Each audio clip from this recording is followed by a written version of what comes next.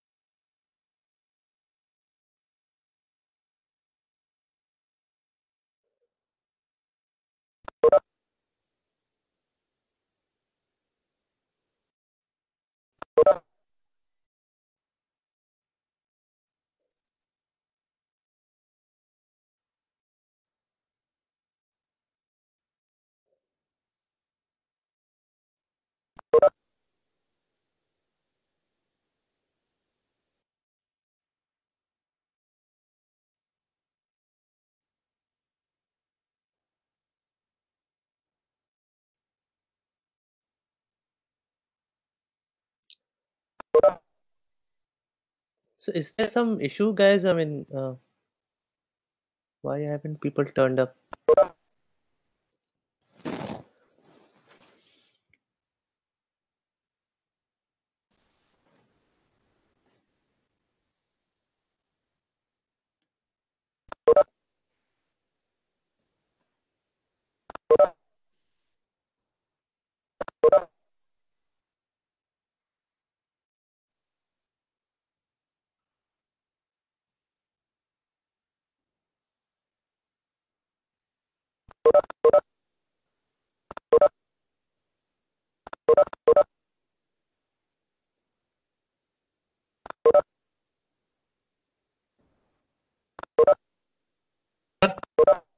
Yeah.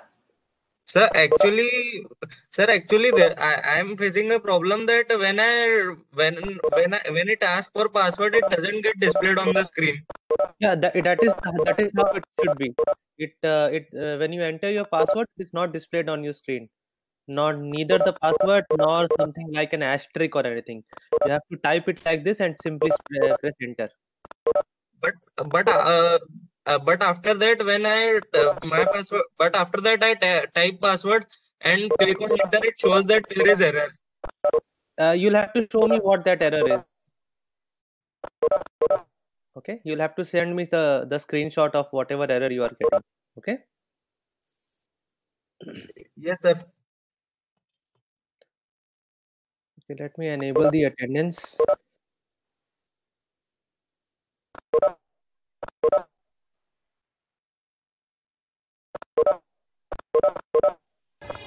So guys, you can now mark your attendance.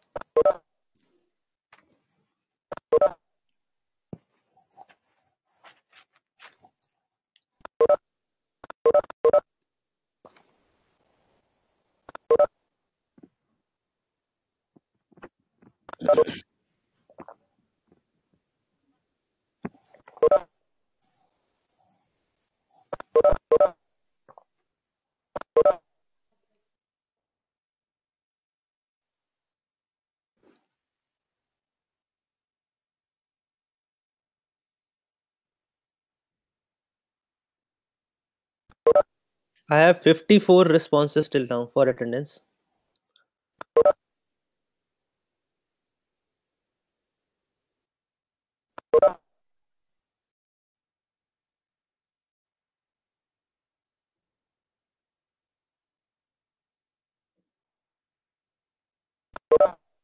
Excuse me, sir.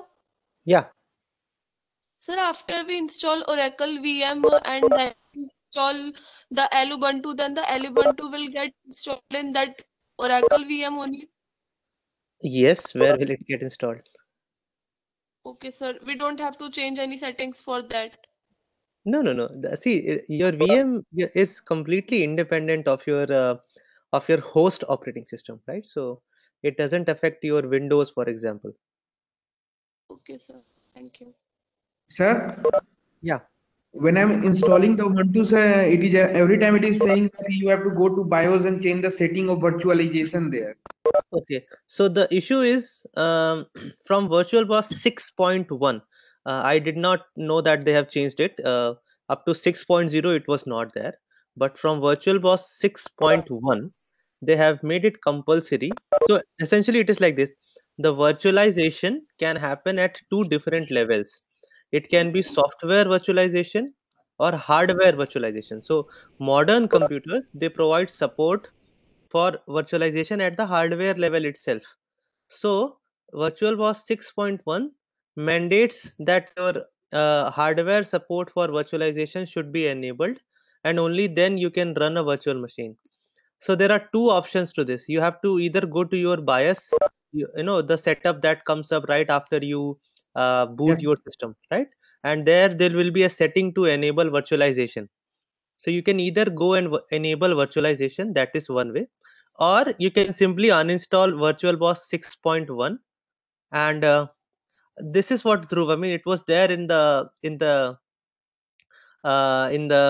lecture, right? If the people do not know what bias is, it means that they have not watched the lecture.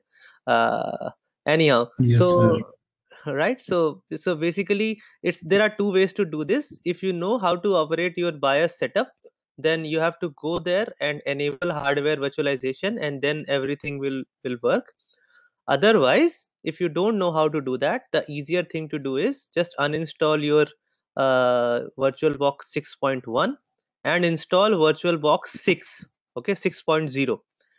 Till 6.0, they had support for software virtualization also, but from 6.1 they have stopped it. This even I came to know later, that from 6.1 they have stopped hardware Sir, yeah. Thanks. sir, what is the difference between RAM and Optane memory? RAM and what is the other thing? Optane memory, Optane Op- memory. Can you type it on chat? That will be better.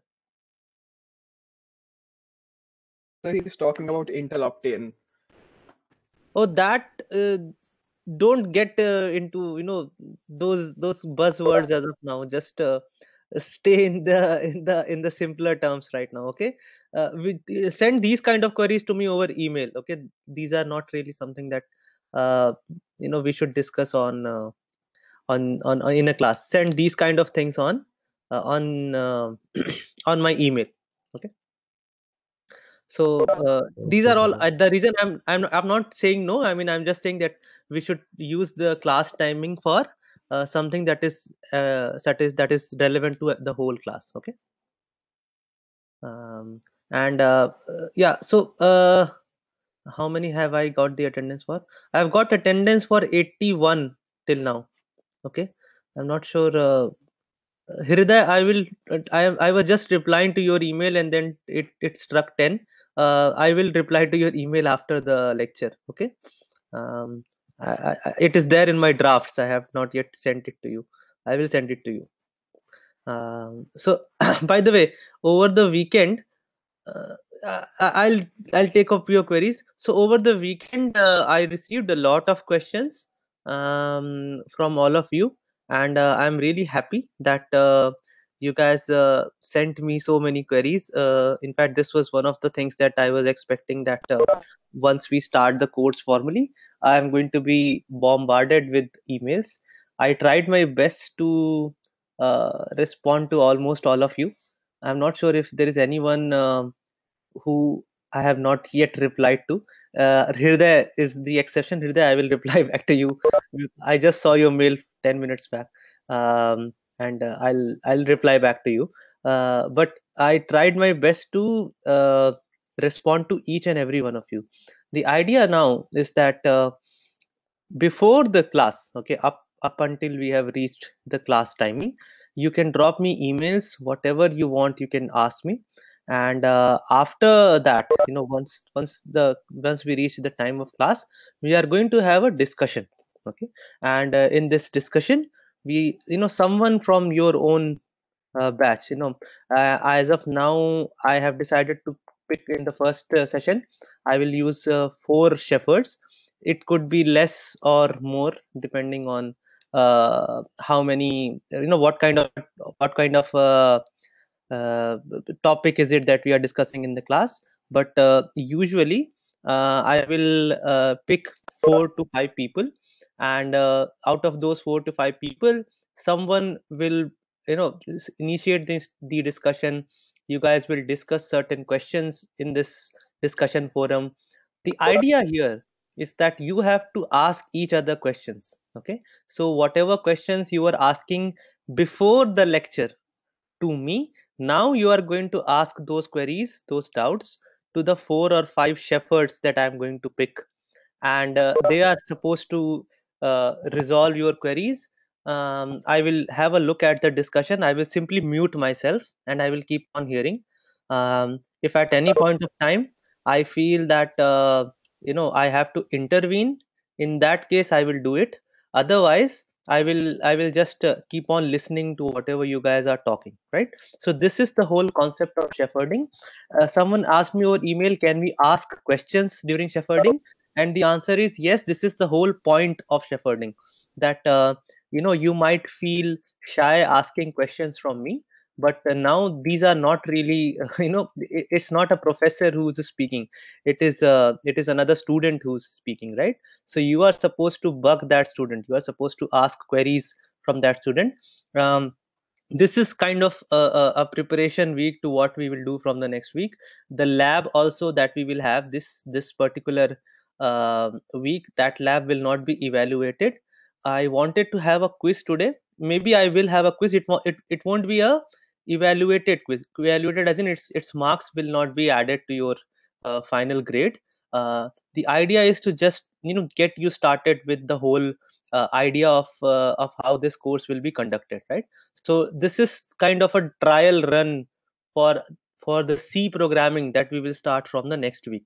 So in this week you will learn what is it that you are supposed to do in shepherding, what is it that you are supposed to do in quizzes, what is it that you are supposed to do in labs. And from next week onwards, we are going to run at full speed. Linux, yeah, it is available for 32-bit systems. You will have to just pick up probably I think 1 to 16 should also be available for 32-bit systems. So look for some 1 to 16 version. Maybe let me just check. 18, is it available? I'm not sure 18 will have 32-bit support, but 1 to 18 32-bit, is it there? I don't think so. It is there. No, there is some alternate image. I'll get back to you. Okay. I'll check up if it is available or not. I'll suggest you a 32-bit version. Okay, Mukul, don't worry. Just drop me an email. Okay. Most of you dropped me emails, and this is how I'm currently running this course, through emails. Unfortunately, because we do not have physical classes, it would have been much more fun to have this discussion in physical classes. but we have to just manage with whatever we have. Yeah, so keep on dropping me emails. Whatever I will be able to do for you, I will do that there. Anyhow, so yeah, so I was with this shepherding thing. So basically, what we are going to do now is I'm going to pick 4 people. Let me open the list of the students. No, the quiz will be at the end of your lectures. Going to learn later. So what is the so you are going to learn C. So one of the problems with C, Vanshdeep, is that C is highly platform dependent. Okay, so for Yes, example, sir.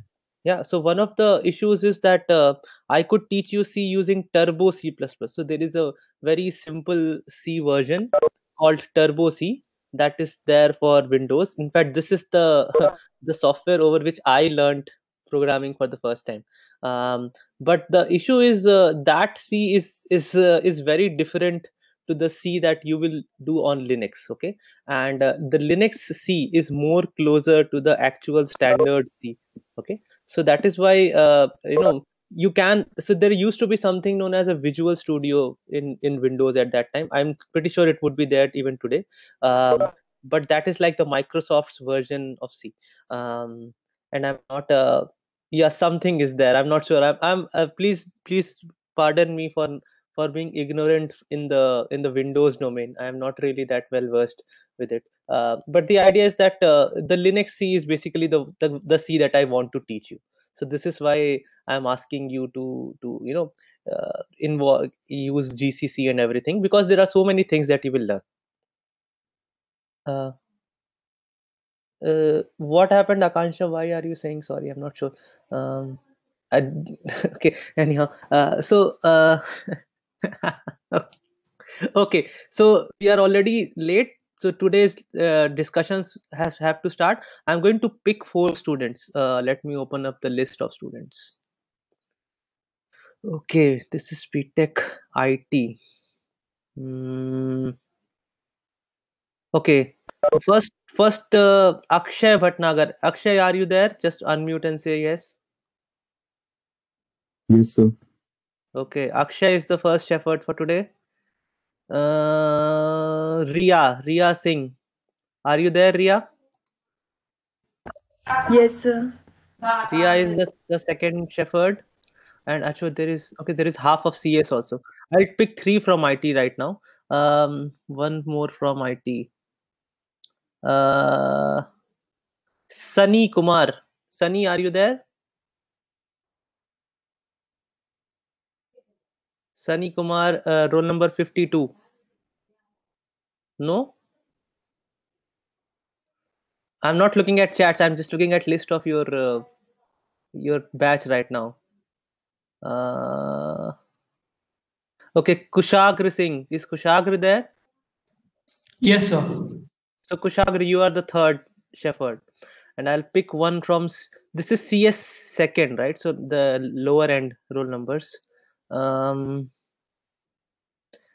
Mohammad Shaban, are you there? No. Yes, sir. Yes, sir. So you are the fourth shepherd. Okay. So these are Okay. the 4 people who are going to guide the discussion today. After the discussion starts, I am going to mute myself. Today, what I am going to do is I'll just open up the. I'll just probably share my screen, or any one of you could share your screen. I'll share it anyhow. So what I'll do is I'll open up a Word file maybe, and in the Word file I will keep on writing some text, right? So for example, I will put up a question. I won't say anything. I'll just write a question in that Word file, and you guys are, anyone can pick it up. You can say, okay, I know the answer to this, and then you can say, okay, this is the answer, and then we'll start from there. And then someone can interrupt you in between. Someone will say, okay, what is this? I did not understand this part, or I did not understood that part. So in fact, today I'll just open up the slides, and I'll just stop at some random slide, and you guys are supposed to discuss. I'll just mute myself. Okay. um, and then you guys are supposed to discuss, okay, what exactly is this, and so let's start. I will share my screen. Who is the first shepherd? All the shepherds, please ping on the chat.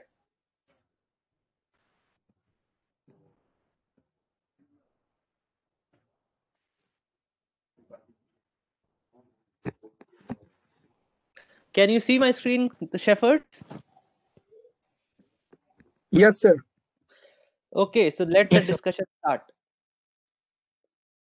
I'm going to mute myself. Or should I? Okay, let me start. I'm now behaving like a student. Okay, I'm no longer your teacher. So my question is, what exactly does this? I don't know, what exactly is this block diagram? Can anyone actually explain to me what it is? Sir, can you please repeat? I didn't understand this block diagram. Can anyone please explain it to me? This is how you guys Sir, write it on email, right? Okay. Yeah. So, sir, it is a fundamental diagram to understand the process of our computer system, how it works, and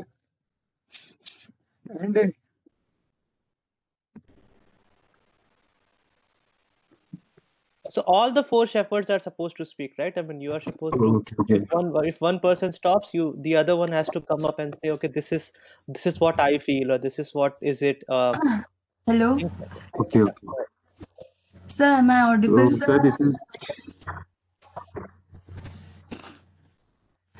Yeah. Hello. Am I audible? yeah. Yeah. Basically, this diagram is a kind of flow chart which represent that how we type something input to a computer and how it gives us output. Basically, They are connected to buses. we give input via from our like keyboard, mouse, and through the computer, which gives which process in a CPU and stores some memory and calculation, the ROM memory, and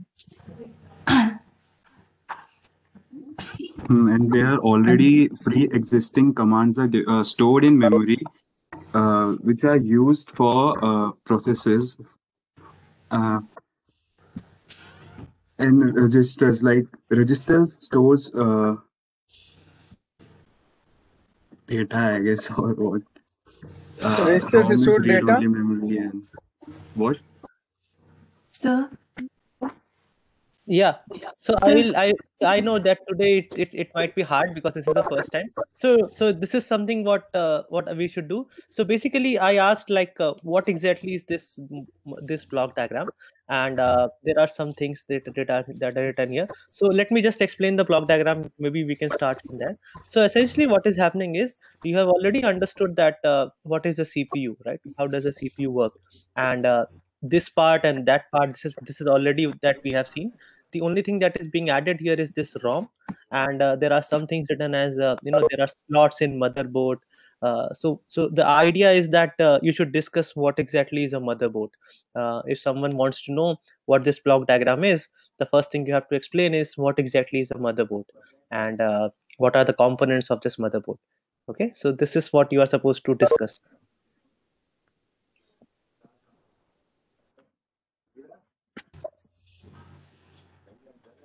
yeah, basically motherboard is a kind of board in which all the components of the computer are they present, like slots on it, and they are slots are soldered on the board, in which we can put our components like graphic card, RAM, processors on it.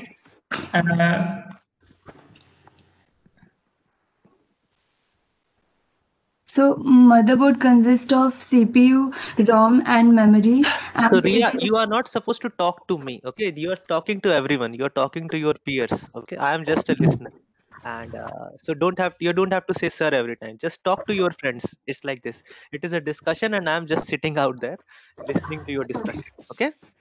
Okay, sir. Okay, sir.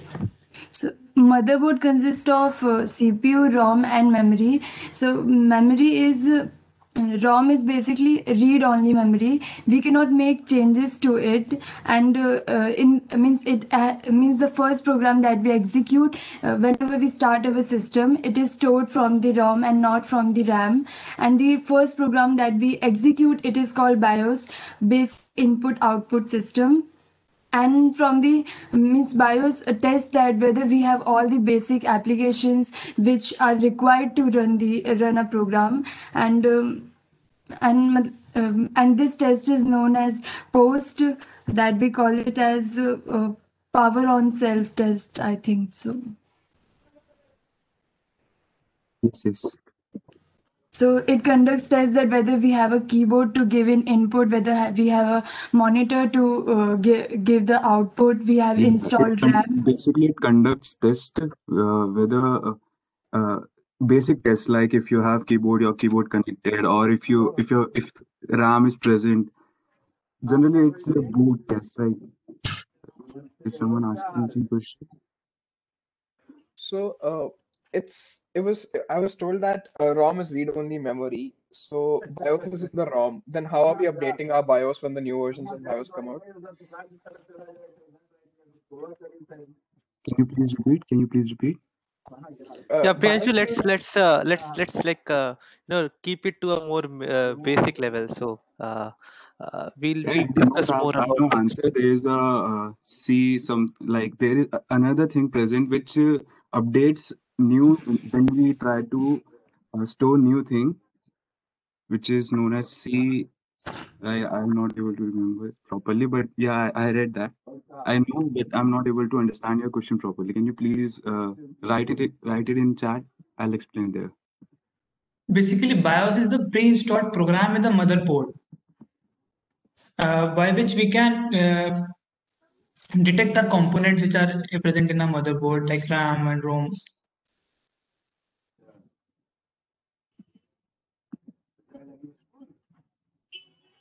So let's dive right. I mean, we'll come to know how ROMs are updated.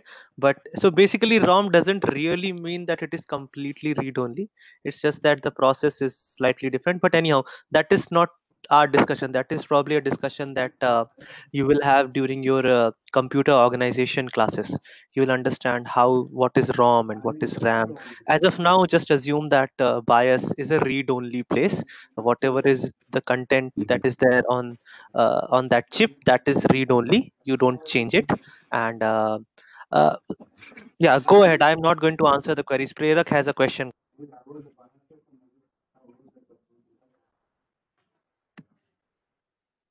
Shepherds, please answer. I think Prerak has a question.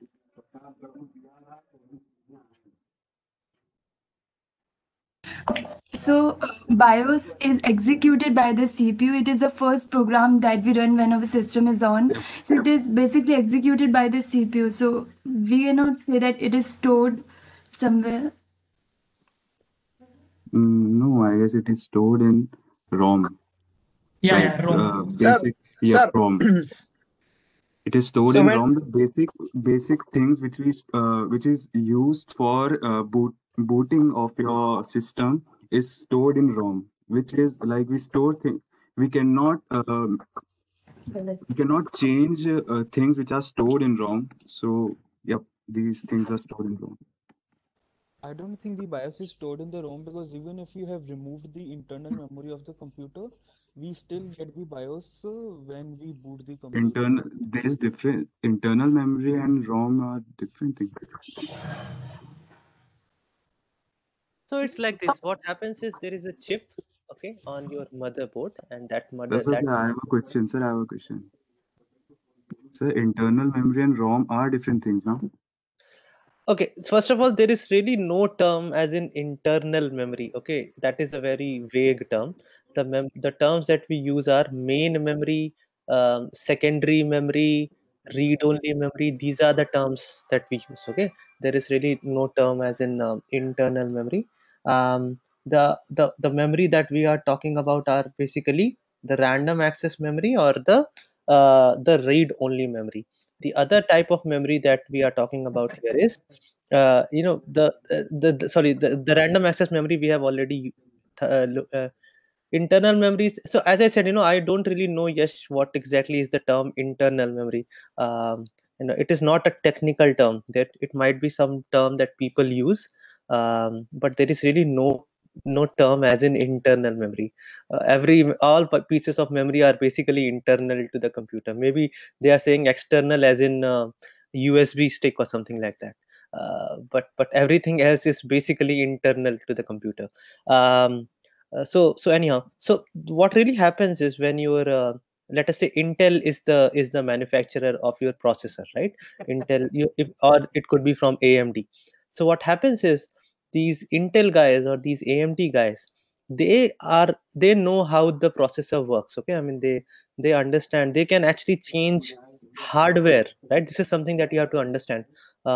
Any operating system vendor cannot change hardware or create hardware. Hardware is created by companies like Intel and AMD. So what they do is they write a small program. Okay, that program looks exactly like the program that we were looking in the class that day. Okay, the instructions that are executed in that program are the same set of instructions that any other program executes. It's just that they are stored at a different place. They are stored at a physical location that is there on your motherboard. And yeah, Sanskriti, go ahead. You are raising your hand.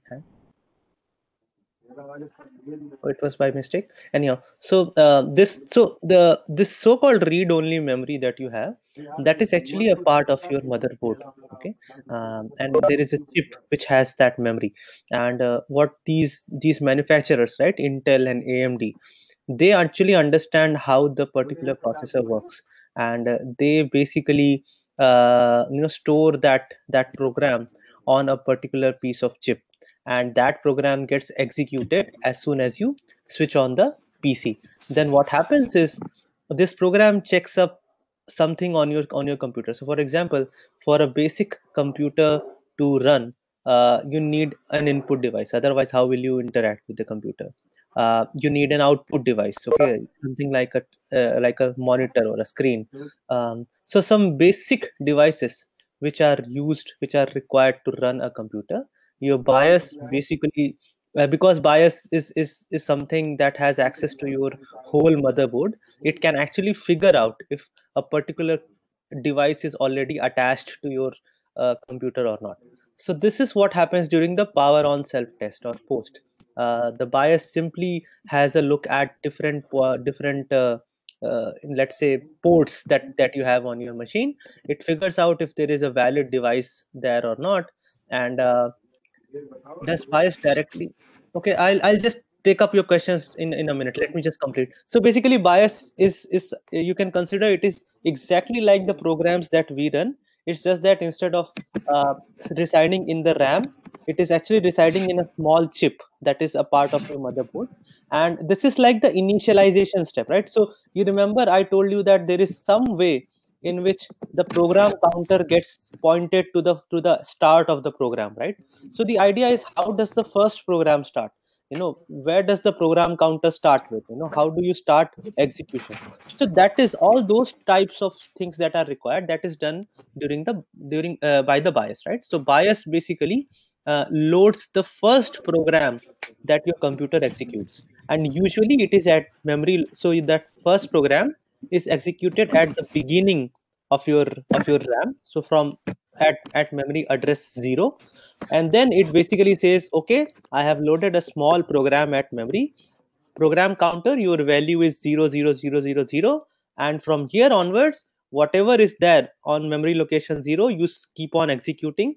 And as you understand, program counter will increment by 1 after each execution. So now it is the responsibility of that small program which was loaded by BIOS to load everything else that is required to run an operating system. Okay, so now let me start with some of the queries that are there. Sorry, I'm intervening more today because it is the first session. You guys have to get used to this whole concept of shepherding and discussion. I will not intervene so much in the later sessions, but the idea is that you have to ask questions to your shepherds, your shepherds will try to answer them to their best knowledge. And if, let us say, none of the shepherds know the answer, then I will probably come in. Or if I feel that the shepherds have given you an incorrect answer, that then I may step in. Or if I feel that the discussion has gone in a wrong direction. So for example, how does bias gets updated? That is something that is really not a part of this. Okay, you'll study all these things in different courses. So I will intervene if I feel that the discussion is moving away from the core discussion topic, right? So then I will intervene. Otherwise, your shepherds will hold the whole session. Okay, let me just look up at a few questions. ROM is soldered, right? It cannot be removed. It is a part of your motherboard. Internal memory, yeah, as I said, I don't think there is any technical term called internal memory. It is basically main memory or secondary memory or RAM or something like that, whatever you call it. RAM, in fact, RAM also is not really the technical term. The technical term is main memory. It's secondary memory bias directly. Yeah, bias directly interacts with the CPU. I mean, it's like CPU can directly. It's like this. What is it that CPU requires? Okay, CPU requires an instruction. It requires things like add, load, store, stuff like that. So it doesn't matter from where. So whose mic is on? Koina, your mic is on. Koina Mitchell. And there is some vendor outside your home also. Okay, so please check what that guy is selling. Anyhow, so basically what happens is all CPU requires is an instruction to execute. That instruction could be stored in your RAM, or it could come, in theory it could come directly from your keyboard. Okay, all it is just a set of zeros and ones, right? That is what the CPU needs. So how this whole process works is your hardware manufacturer makes sure that as soon as you switch on your system, there is a way to execute the program of your ROM first, and then once the BIOS basically hands over the control to your operating system, from there onwards the programs are executed from RAM. So this is the responsibility of your hardware manufacturer. So it is the responsibility of Intel, for example, to make sure that the first program that is stored on your hard drive is loaded into the main memory. That is the responsibility of Intel. From there onwards, it is the responsibility of the program to load everything else. Okay. I didn't understand about bootable storage device. Yeah, so that is going to be the next topic. Okay, we will stop the discussion on this here. I'll let us see where are we talking about the boot sector. This is the slide. So guys, your next discussion should be on this. Sanskriti has a doubt. Please unmute and ask Sanskriti, and they will start answering.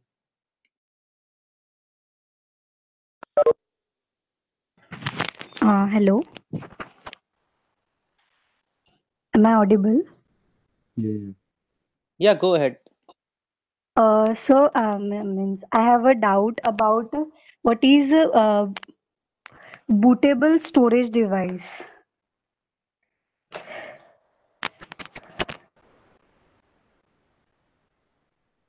Hello.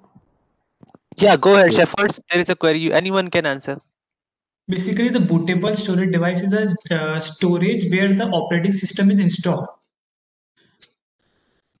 To be more precise, a bootable, like you cannot store the commands which are start. If you start from starting, like from basic thing, what does this BIOS do?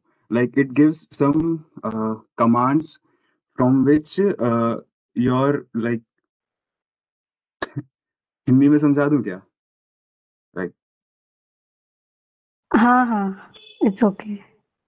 हाँ, तो पहले से जो commands जो दी होती है, जो read करता है, जैसे टेस्ट करता है, वो सब जो हमने अभी पहले एक्सप्लेन कर दिया, वो तुम नॉर्मल रैंडम किसी भी स्टोरेज में स्टोर नहीं कर सकते.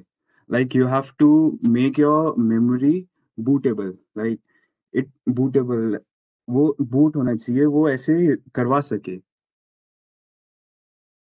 random Okay, जैसे so like basically it is something like this. What I'm happens not is able that to explain. Sorry.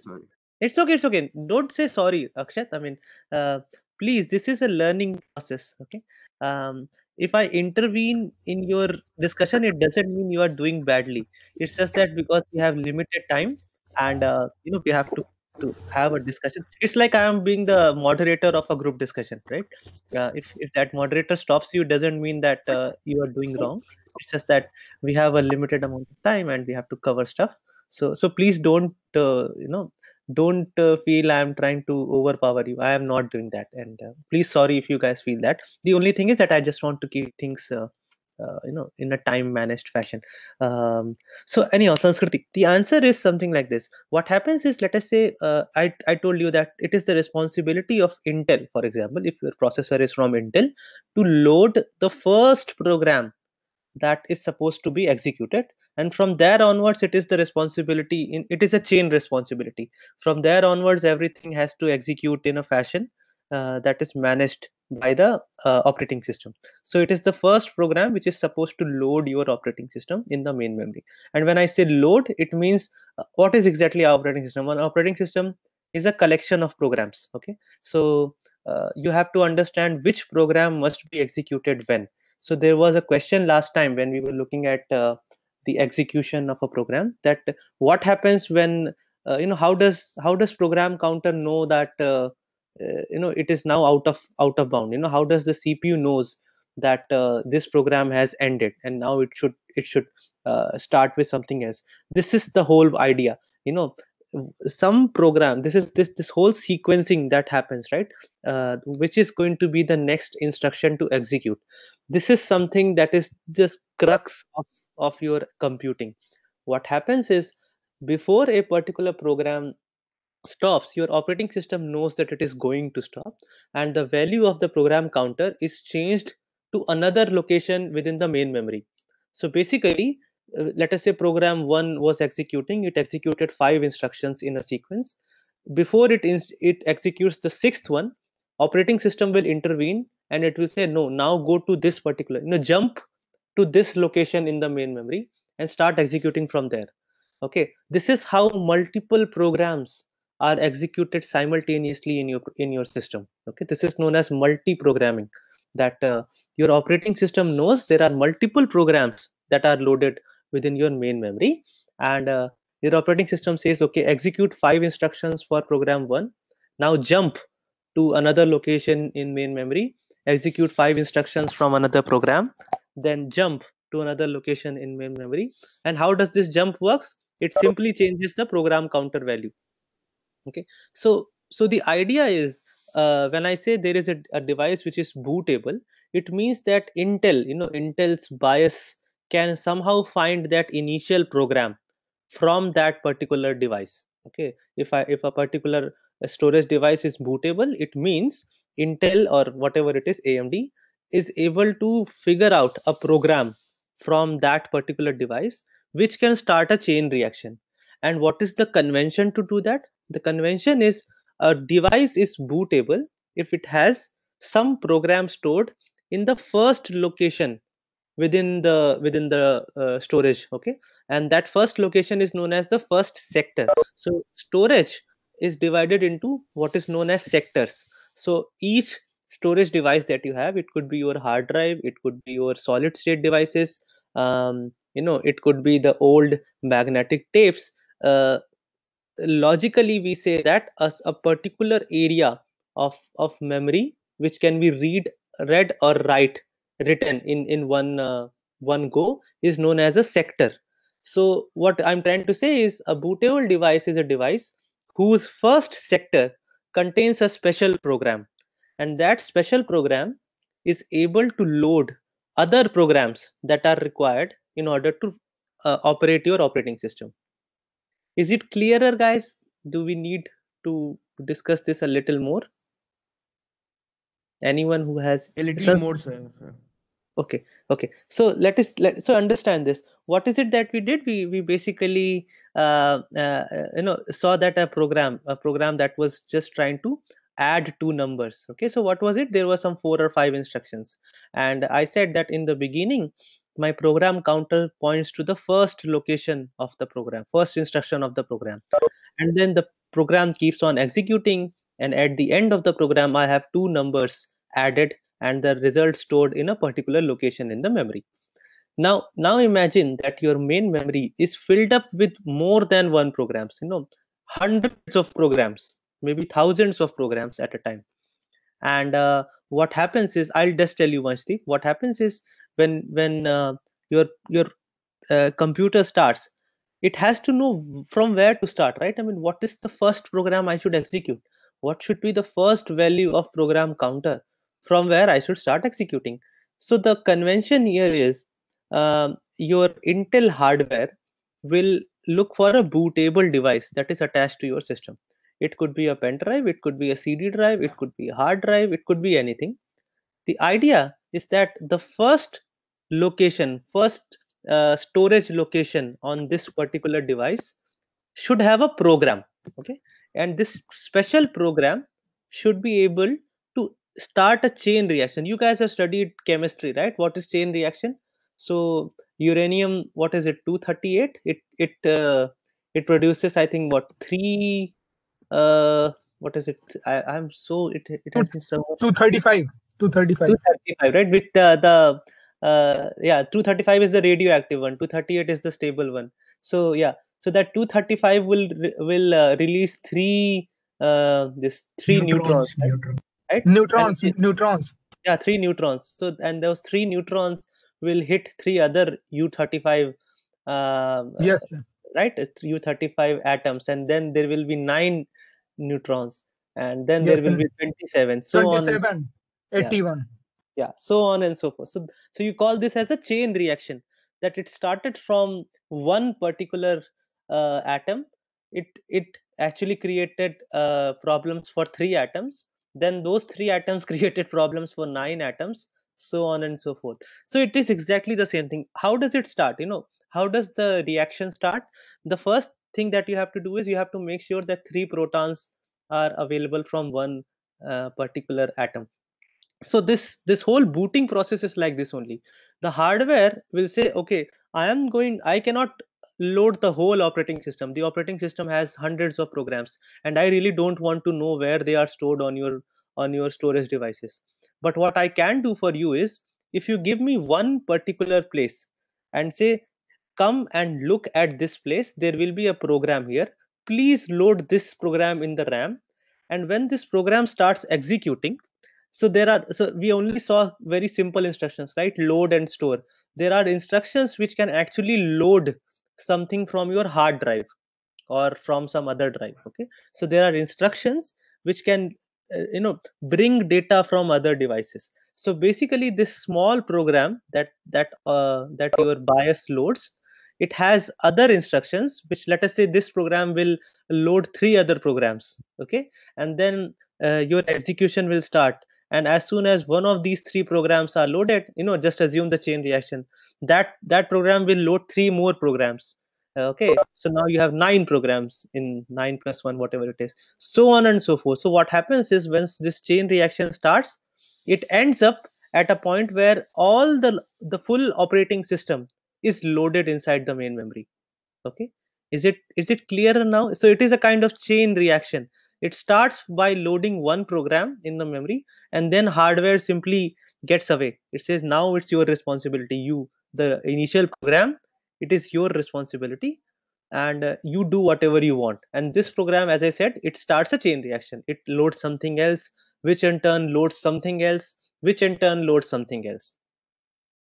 No, CMOS is not a part of main memory. CMOS is a part of your chipset. Okay, on your motherboard you have a place. There is a small. I'm not sure whether you guys have seen those. It's not the fashion anymore, but I used to have a desktop when I grew up, and there is a small coin-like thing. It's called CMOS battery. Okay, that CMOS battery had this storage capability. It used to look like a 5 rupee coin. in a laptop you actually cannot open your laptop so easily, so you cannot actually go and look at that. But in the PCs, okay, if you have a PC at your home, then maybe you can simply use a screwdriver, open up, and on your motherboard there will be a small 5 rupee coin like thing. Okay, that 5 rupee coin is basically your CMOS battery, and this is where some of the stuff that we talked about is stored. So is it clear, guys? Yeah, Vanshdeep, there is some question. I could not read it. Yeah, so the boot sector, Mukul, is basically the first. So let me first tell you what is a bootable device. A bootable device is a particular storage device. It could be your hard drive, it could be your pen drive, it could be, a solid state device, it could be a CD-ROM device. Okay.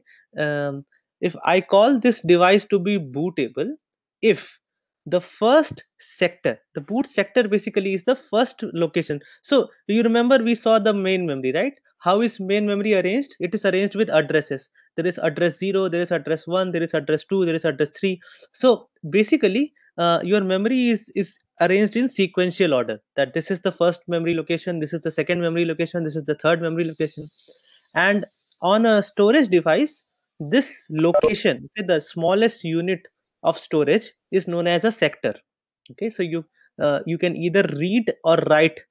You cannot actually read or write at bit level. Okay, you cannot manipulate individual bits on a particular device. You basically manipulate stuff in a multiple of certain number of bits, and that smallest unit is known as the sector. Okay, it will consist of some number of bits.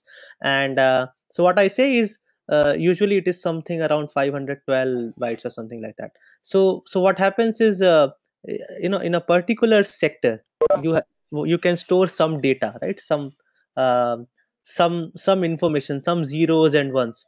So if a particular device is bootable, it means in the first sector of that particular device, a special program is stored. Okay, it is not data, it is a special program.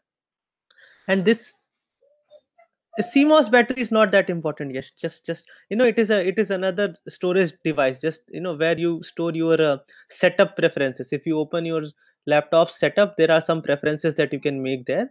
Your CMOS battery is used to store those preferences. It is not really that important. So, for example, whether these bootable devices that I am talking about, your hardware, your BIOS will try to find them in a particular order. That it will first try to see if you have a hard drive which is bootable, means whose first sector has a program. If it doesn't find it there, then the next thing maybe it will look for a pen drive. Okay, do you have a pen drive attached to your laptop which is bootable, whose first sector contains a bootable program? If not the pen drive, maybe the third in the preference will be CD drive or something like that, right? So essentially there is an order. If you change this order, if you say no, first look into pen drive, then into hard drive, you will have to do that if you want to install a new operating system. You'll have to change your boot preference order in such a way that your hardware looks for a bootable device in the pen drive arena first, rather than otherwise your system will keep on booting from your hard drive, because even if you have a bootable pen drive, the boot sequence is such that once it finds the first bootable device, it simply boots your system. Yeah, it is stored in CMOS, Tejas. It is not stored in ROM. Your boot order is stored in CMOS. There is a default that your BIOS has, and so what happens is, if you take out your CMOS battery and then if you plug it in again, all your setup preferences will be restored to default. But if you make a simple change in it, that change is stored in CMOS. So sorry guys, I intervened for shepherding. Let us just do some more shepherding. Yeah, go ahead. Sir, what if my operating system is for suppose 10 GBs and my RAM is 4 GB? Sir, how will the full operating system of 10 GB will get loaded in the So small RAM of 4 GB? first of all, that is why there are certain operating systems which have a minimum RAM requirement. Okay, so for example, if you have a RAM of just 128 MB, you cannot run Windows 7. I'm just like giving. I don't know what is the minimum requirement for Windows 7, but I'm just making sure that your operating systems have a minimum RAM requirement. When you actually go and look at your operating system's specification, it will tell you that what is the minimum RAM that is required.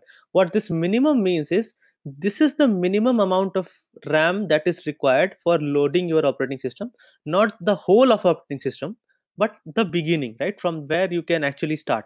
So what usually happens is your operating system has a way to do something known as swapping. So what happens with swapping is, the operating system, if the main memory is limited, it will actually put certain programs back on your hard drive and bring in new programs in place of that. Okay, this process is known as swapping. You will read more about it in your operating system course. But the idea is that it still requires some minimum amount of storage. Okay, and if your RAM is lesser than that, you cannot run that operating system there.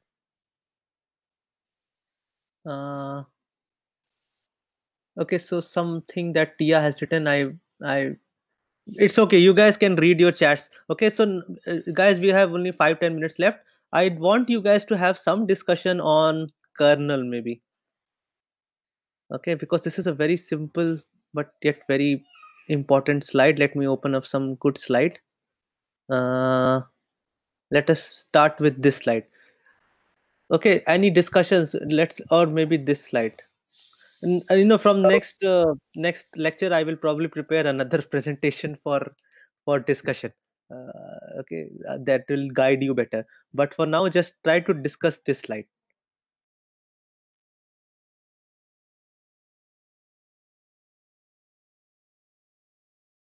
Lisha, system calls we are going to discuss tomorrow.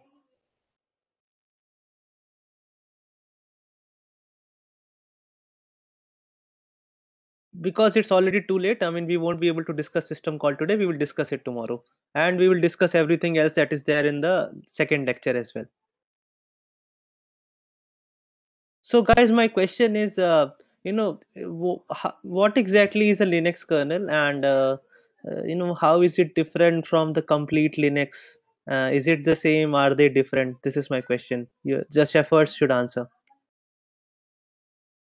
Linux kernel is a basic interface between computers, hardware, and its processors, I guess.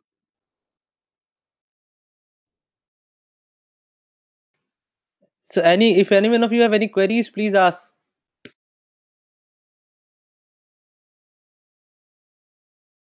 Sir, I don't know anything about Linux kernel. Linux kernel is a interface between computers, hardware, and its processors. It is a main component of your Linux, not component like. Yeah, other shepherds, please, help Akshat. In They don't have mic. In order to run our program, we need to give an input and we have something to get output. We need to interact with our components, input components, output components. So kernel provides us that functioning. It helps us to talk to our hardware components so that we can run our program easily, and that means it further has shell. For example, shell has many, means we can say that shell also helps us to communicate to the kernel, and then kernel helps us to communicate to the hardware components, and hence we can execute our program easily. So kernel is that thing which helps us to connect with our hardware components. Yeah, basically in interface. Okay, Yes. thank you. Yeah, there is a question from Pratyush. Please answer. Shravan, can you please mute and ask? So I was saying that processor itself is the hardware part, so isn't Yep. so what? Wait a second. So, as I said, that kernel helps us to interact with our hardware components. Then there are then after kernel contains programs that help us to talk to hardware components. Then in that there are several programs, because we know there are a chain of programs going on. So in that there are certain programs that help us to directly connect a certain device. For example, we want to connect to our keyboard, then there will be a device driver for that. If we want to connect with our RAM, there will be a device driver for that. So means one-to-one interaction with our hardware, for input hardware, for output hardware. For that we have device drivers. Is it clear?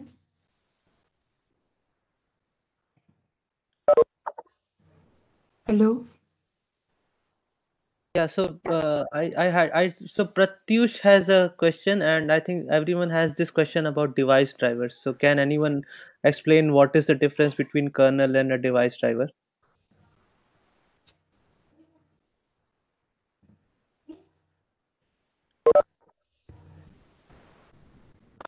I guess other shepherds should Okay, answer. okay. So basically, it's like this, guys. It's okay. It's okay. It's okay. No, this is the first time. I understand this is awkward because probably you guys will be doing this for the first time. The idea that I'm trying to implement is that any one of you could be a shepherd. So you have to study hard, and if you have a doubt, this is the way to clarify it. You may give the wrong answer, but then uh, that answer you will remember for the rest of your life. It will become a permanent thing in your memory. You will never make a mistake with that, right? So the idea is to make mistakes here. It's fine, and just learn from these discussions. So anyhow, the question I'm going to answer it because we are running out of time. So it is something like this, guys. What happens is your hardware, as you understand, it only talks in terms of zeros and ones, right? Now, if for example I have to talk to my keyboard, uh, I need to understand how to instruct my keyboard in zeros and ones to get me has sent me one character of data. I need to understand what this character means. What is this 0 1 1 1 0 0, whatever it is, right? And you can understand this is a hard thing, right? I mean, we human beings are not really meant so much of bit level data. So what happens is this so-called kernel, right? This kernel understands this bit level data. Okay, it has a set of programs with the help of which it can actually understand what these bits mean. Okay, and these programs are thus able to communicate with my hardware. They understand what these bits are, and so they understand what the input is, they understand what the output is. So my kernel is basically a collection of a number of programs which has the ability to manage my computer. Now, one set of those programs, there are other programs as well, okay, but one set of those programs is the programs which are dedicated for one particular device. Okay, so for example, there will be some set of programs which understand how to talk to keyboard. There will be one set of programs which understand how to talk to my monitor. There will be one set of programs which understand how to manage main memory. So these set of programs which are specifically written in order to communicate with one type of device are known as device drivers. Okay, so now, as you can understand, it is a very hard thing to create a kernel which is universal as in which can understand each and every device that is ever built. So what these kernel developers do, they give you a basic set of drivers which should work in most of the cases. Okay, so it's like it should work probably 95% of the times. That it should have it is possible, of course, that your kernel does not have a driver for a particular device that you have attached to your system. It is really possible. um, and yeah, so kernel is basically a collection of device drivers and some more programs. Okay, those some more programs are basically the programs that manage your computer. This was a very nice way to say this, Himanshu. So a device driver is a specific program. Okay, it is a specific program which is meant for a specific device. So what kernel developers do is they create these kernels with very common set of device drivers. um, which basically has the drivers which can communicate to most of the devices. Okay, this is why Linux works on your system, right after you put it in. It doesn't require you to install a driver for keyboard. In the olden days, and I still remember doing this with systems like Windows, with operating systems like Windows 98 and Windows XP. Whenever you actually plugged in a particular USB drive, there used to be an installation. Okay, something will pop up saying installing your new device, stuff like that. So what really it meant was, Windows had a collection of these device drivers, but those drivers were not loaded. Okay, they were not loaded in the main memory to use. But when Windows realized that you have put in a device, and it will search for its device driver database. If it has that device driver with it, it will actually uh, pick out that device driver and load it into the main memory. So during that time, you will see installing your new device or something like that in Windows. So in during that process, phase, what really happens is it brings out that set of programs which are able to communicate with your device. Okay. Does every OS has a kernel? Technically, yes. The term that they might use may not be kernel. Okay, it might be something else. So in I'm not sure what do they use in the Windows world. Okay, do they have a distinctive word for it or not? I'm not sure. But yes, every operating system does have something that is similar to a kernel. Okay, you have a core. Uh, you know, okay, they use kernel. As I said, Yashvardhan, I'm not sure how to what is the terminology in the Windows world. Thank you. So yes, then I could probably say that uh, so this is what you have to do. And basically this is the idea that you have to do. You have to understand the idea of a kernel. A device driver is just one type of a program that talks to a particular device. It could either be a part of your kernel, or in certain cases you may have to upload it externally. Okay, you might have to provide your device driver externally because your kernel doesn't have that driver with it, right? And this will happen, you might see. So this used to happen specifically for printers, because in printer domain, the the number of printers that are available are so vast that it is kind of impossible to have all their device drivers added to the kernel. So usually you have to install your printer. There will be a driver for your printer. I mean, today it is much more better. The scenario is much more better. Your operating systems have become huge in space. Okay, so they can actually contain lots and lots of device drivers. They are actually shipped alongside your regular programs as well. But this is the whole idea. Is it clear now, at least, guys? What is a device driver and what is a kernel? So your kernel is just a collection of simple programs. These programs are going to talk to your hardware. It understands that 0101 language. Okay, so those are simple programs, but they are very powerful. They can talk to your hardware in such a way. And then once you have that layer available, okay, then what you can do is, from there onwards, you really don't need to know if your keyboard was made by, let us say, uh, uh, Intex, or was it made by, okay, Mozart or whatever it is. Okay, you don't need to care about it. They will have different device drivers, but as long as their device driver is a part of your Linux kernel, you don't have to care, right? What your Linux kernel does, it provides a unified interface. Unified as in, you basically say, I want a character from keyboard. I don't care what that keyboard is. Okay, your Linux kernel will figure out how to talk to your keyboard. So this is a uniform interface. What kernel is doing is, it is giving you uniformity, so that you are now free of understanding how your hardware works. And what is that interface? That interface is basically a set of system calls. We will have discussion on system calls tomorrow. Sorry, the session did not really go along as I thought it would. I'll try to manage your shepherding much better from tomorrow. Probably what I'll do is I'll prepare a small 1 or 2 slide presentation just for your shepherding, and yeah, it's okay, guys. I am also delaying, right? I mean, I cannot ask, I cannot say she was at fault. Um, so anyhow, so basically, the idea is that from tomorrow onwards, I will try to prepare one or two slides, okay, in which I will write some questions, and your shepherds will simply take on those questions one after the other. So they will start answering those questions. If you have a query, just unmute yourself and ask.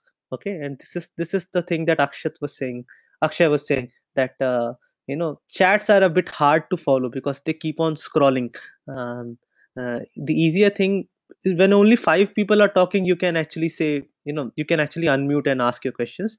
There will be some collisions once in a while, but we can handle that. Okay, we are much more evolved in that term, so we will be able to handle those things. And Very good, Mohit. So tomorrow you are going to be the shepherd, at least one of the shepherd. Any other volunteers for tomorrow? Yeah, so basically, Dhruv, the same 2 lectures that I have given you, the idea is that this week we are going to discuss those 2 lectures, important aspects of those lectures. And of course, I cannot stress this again. You guys are always welcome to ask questions over emails. Some of you have been doing this anyhow, so please keep on pouring in your questions. I try my best to answer them whenever I get time. Um, I hope I have been able to answer all the queries. I get around 50 queries every day. And so, Vanshdeep, you want to be another shepherd? Yes, sir. Yes, Okay, sir. so Vanshdeep and Mohit Aswani are 2 shepherds for tomorrow. Anyone else who would like to volunteer, then it's my job is done. Mukul Asija, you are the 3rd one. Anyone else? I need one more. Or I'll pick someone randomly.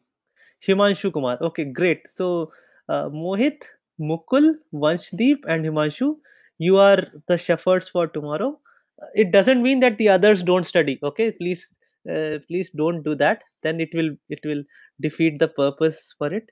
But the idea is, please study as much as you can. The things are going to be very hard, by the way. So I expect a lot of hard work from you from the next week. So this is just a kind of, I told you, right? This is, look at it like a military training you are going through. It is going to get harder and harder, and you have to put in more and more efforts. And uh, anybody right, that is right. So I will pick one more. Okay, here's the thing, this is a good way. There will be 5 shepherds tomorrow. I will pick at least one person at random. Okay, 4 I have fixed, but I will pick at least one person at random tomorrow, and that can be any of you. Okay, so please do study.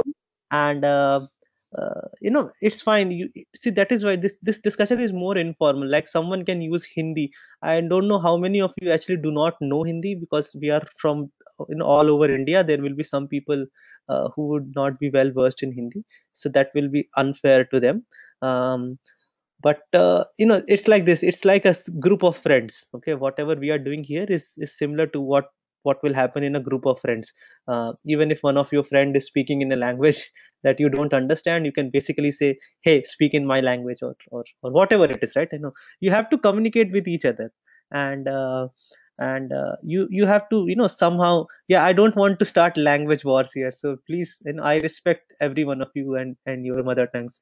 The only thing the only thing I want is that this discussion should be as pleasant as possible, and at the same time, you should learn something from these discussions, because this is, I hope this is easier for you, right? When you are discussing with each other. I am also thinking about forming smaller groups in the class called study groups. So it will be like, I'll pick 10 or 15 or 20 people randomly, and I will say, you form a study group. And study group essentially means you create a WhatsApp group, or Facebook group, or whatever, or Slack, whatever you want, and you guys keep on discussing stuff between each other. And Okay, so Abhishek, you already have like a group of 9. So the idea is right. I'm sorry. I'm sorry. I mean, I'm sorry. So the idea is like, no, that was just a suggestion that you guys should. I have a limited bandwidth. See, I have 240 students, and I only have 6 TAs, and we only have 3 hours of lecturing and 2 hours of lab, right? So my ability to teach you is very limited. Let me be very frank. Okay, I would probably like to teach you far more than what I teach. I don't like turning away a particular query. Like I had to stop some of you guys from discussions on bias. So I don't really like it. But unfortunately, we have our own limitations. We have to keep things in focused, because otherwise there will be some students who will fall behind. So I cannot let that happen. So we have to keep our discussions in the class to a bare minimum level. Okay, and please learn on your own as much as you can. I try my best to answer your queries over email. So if you have any personal query, just drop an email. I work 7 days a week and almost 18 hours a day. So I'm available for a long time to reply to your emails. So please keep on sending your queries. I will respond back to them. Any comments or feedback till now? We have 1 week of teaching already done. So if you have any feedback, you can share it with me. Anything that you did not like, anything that you would want improvements with, and yeah, I understand. See, it is going to be hard in the first week, and it will take some time for you guys to actually get accustomed to this model, right? So maybe that is why we are not starting with C in the first week. In the first week, we are discussing basic system building, because these things will not be a part of your evaluation. Okay, I'm not going to ask these questions in exams, for example. Your exams will be mostly based on C. This is more of a week for you to upgrade yourself to the same level as others. There will be there will be some people who have never interacted with a computer technically at all, right? So this is, you guys have to work even harder. You have to somehow make sure that in this week, you understand everything that I am teaching, because the onus is on you, as I said, right? I cannot unfortunately, I cannot give you individual attention beyond what I am already giving. I can give you individual attention on email, but not beyond that. So please upgrade yourself. Please, um, please do as much as you can. I will try my best to teach you. And uh, please, if you have any feedbacks, of course, I'm always available on email. Okay. So we will discuss something beyond this Linux kernel tomorrow. What we will do is, I think flavors of Linux is simple, but I will still want to talk about this particular slide. We will do that tomorrow. Okay. So anyhow, guys, thank you for your time. Let's meet tomorrow. I will create another meeting. So what I'll do is, I'll now create 3 meetings, one each for Monday, Tuesday, and Wednesday on WebEx, and I will put it on recurring schedule. Unfortunately, WebEx doesn't allow me to have custom schedules where the same meeting can be held at different times on Tuesday and Wednesdays. So I will have to create weekly meetings. So I will create 2 more meetings for our Tuesday and Wednesday classes. I will send it to you over email. And is there anyone who has not put attendance? I will stop the attendance part soon. So if there's anyone who has not put attendance, please do it right now. The attendance form is still open.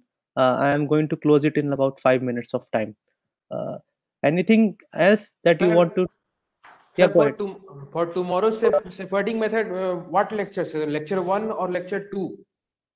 It will start from half of lecture 1, like whatever was left, and then we will move to lecture 2. Okay, sir. Okay. Okay, guys. Thank you. Bye. Thank you, sir. Thank you, sir. Thank you, sir.